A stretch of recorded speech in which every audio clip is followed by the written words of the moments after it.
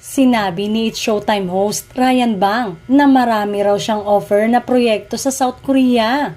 Sa katunayan, sa isang K-drama, dapat daw ay kasama siya sa cast pero tinanggihan niya ang role na inalok sa kanya. Tinurn down daw niya ang offer dahil hindi magandang imahe na gustong ipakita ng proyekto tungkol sa Pilipinas. Eto raw ay kahit magandang opportunity para mas makilala pa siyang mabuti. Gayunpaman, kung may mag-offer daw naman sa kanya na kaaya-aya ang imahe ng bansa, mag-yes daw siya sa proyekto. Sa kanyang naging pahayag sa panayam ni Sandra Jung, umani naman siya ng samot-saring reaksyon. May mga nagmamaldita na nag-okray pa sa kakayanan niya bilang aktor. Eto ang ilan sa kanilang mga komento.